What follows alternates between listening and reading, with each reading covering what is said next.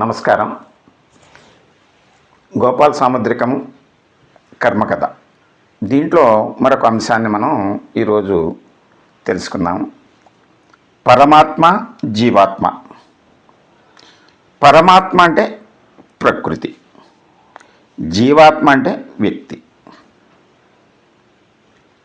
ఈ పరమాత్మ ప్రకృతి చేసేటువంటి అంటే పరమాత్మ కర్మలను ఆచరిస్తాడు, ప్రకృతి కర్మలను ఆచరిస్తుంది, జీవాత్మ కర్మలను ఆచరిస్తాడు.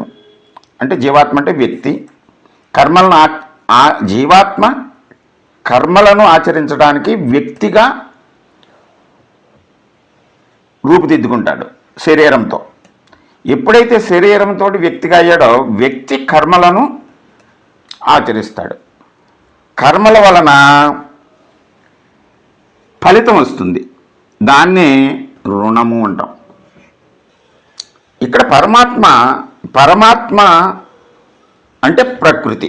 ప్రకృతి కూడా ఈ కర్మలను ఆచరిస్తుంది. అయితే ప్రకృతి శక్తులు ఆచరించేటువంటి కర్మలను క్రియలు అంటాము. ఈ క్రియలు జరగటం వలన సృష్టి ఏర్పడుతుంది. కర్మలను ఆచరించడం వలన రుణం ఏర్పడుతుంది. సృష్టి ప్రకృతి అంతటికీ శక్తిని పంచుతూ ఉంటుంది. కర్మల వలన రుణం ఏర్పడితే రుణము వలన బంధాలు ఏర్పడతాయి.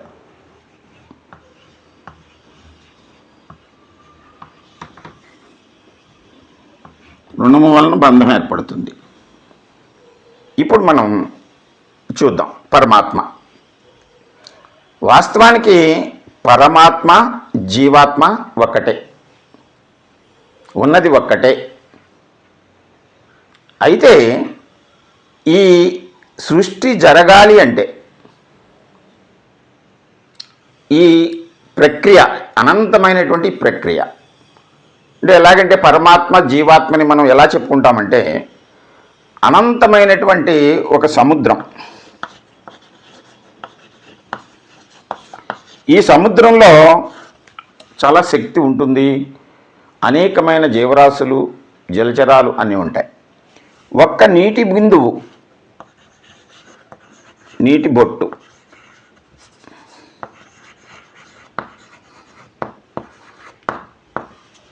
సముద్రం నుంచి విడిపడినటువంటి ఒక నీటి బొట్టు లక్షణాల్లో సముద్రము ఉప్పగానే ఉంటుంది, నీటి బొట్టు కూడా ఉప్పగానే ఉంటుంది.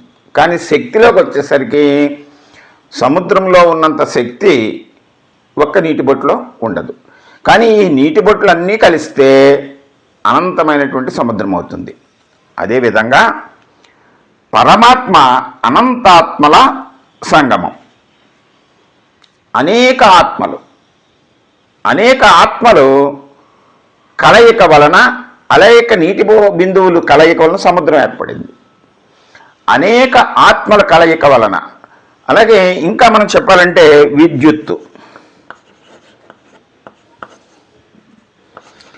విద్యుత్తుని తీసుకున్నాం అనుకోండి. ఈ విద్యుత్ అంటే ఎలక్ట్రాన్ల ప్రవాహం.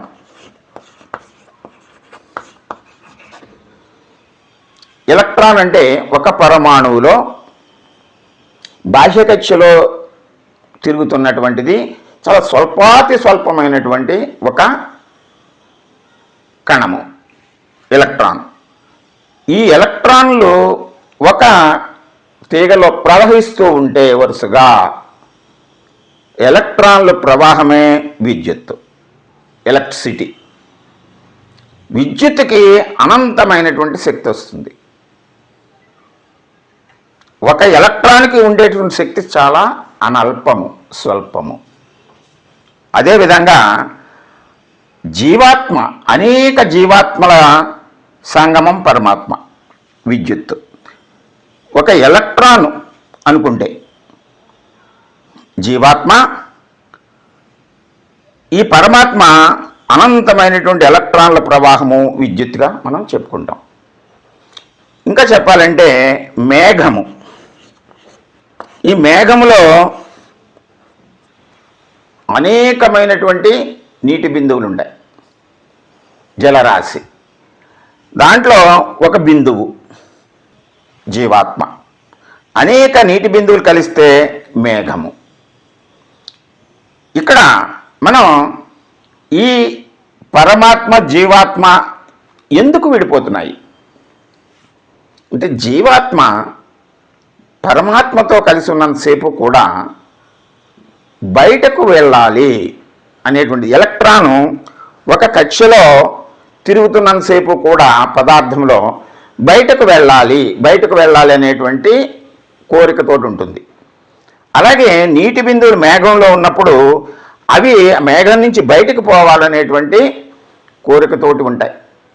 బయటకు వెళ్ళటము అంటే, ఈ మేఘాన్ని వదిలేసి నీటి బిందువు కిందకు వచ్చింది అంటే అది పతనం అవుతుంది.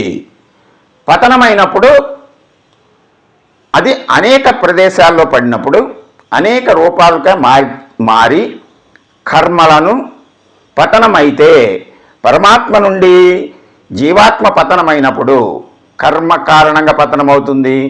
అనేక కర్మలను ఆచరించవలసినటువంటి ఆవశ్యకత ఏర్పడుతుంది. అది మళ్ళీ తిరిగి బయటకు వచ్చిన తర్వాత ఎలక్ట్రాన్ కూడా పరమాణువు నుంచి బయట కక్షలోకి వచ్చేసిన తర్వాత మళ్ళీ పరమాణువుని చేరుకోవాలనేటువంటి కోరికతోటి ఉంటుంది.